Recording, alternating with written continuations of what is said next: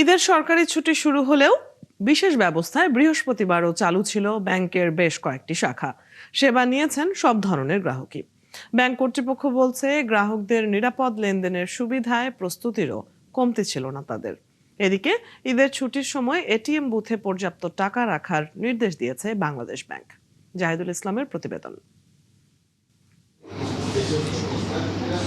ঈদের ছুটি চলছে, তবু সরকারের নির্দেশনা মেনে ঢাকার বাণিজ্যিক এলাকা নামে পরিচিত মতিঝিলের এই ব্যাংকটি খোলা। দেশের অন্যান্য ব্যাংকের শাখাগুলো বাণিজ্যিক এলাকায় খোলা ছিল। বিশেষ ব্যবস্থাপনায় ব্যাংক খোলা শেষ দিন বৃহস্পতিবার গ্রাহক উপস্থিতি ছিল তুলনামূলক কম, তবে শেষ দিনে লেনদেন এবং সেবা নিতে পেরে খুশি সবাই। আজকে যে ব্যাংকের ট্রানজাকশনটা হবে এটা আমার জানা ছিল না, কিন্তু যখন জানতে পারছি ভালো লাগছে এই জিনিসটা। আসছি টাকা লেনদেন করার জন্য, ব্যবসা আমার দেশের দোকান আছে, এই জন্য আসছি টাকা রাখার জন্য।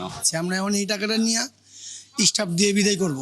ব্যাংক সার্ভিস ভালো দিয়েছে, কোনো রকম সমস্যা হয়নি, সুষ্ঠুভাবে আমরা লেনদেন করতে পারছি।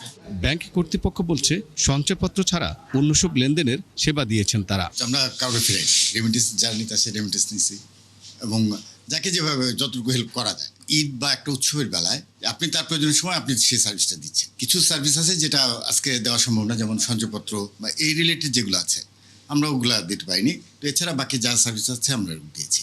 এদিকে ঈদের ছুটির সময় এটিএম বুথে পর্যাপ্ত টাকা রাখার নির্দেশ দিয়েছে বাংলাদেশ ব্যাংক। আচ্ছা, আমরা কিন্তু অলরেডি নির্দেশনা জারি করেছি, গত বৃহস্পতিবার জারি করেছি পেমেন্ট সিস্টেম ডিপার্টমেন্ট থেকে, যে এটিএম বুথগুলো যাতে খোলা থাকে, তাদের এটিএম মেশিনগুলো যাতে পর্যাপ্ত টাকা লোড করা থাকে এবং এখানে নিরাপত্তা ব্যবস্থা যাতে সুনিশ্চিত থাকে। ঈদের ছুটিতে ব্যাংক বন্ধ থাকলেও ক্যাশ রিসাইকেল মেশিন বা সিআরএম এর মাধ্যমে টাকা জমা দিতে এবং তুলতে পারবেন গ্রাহকরা।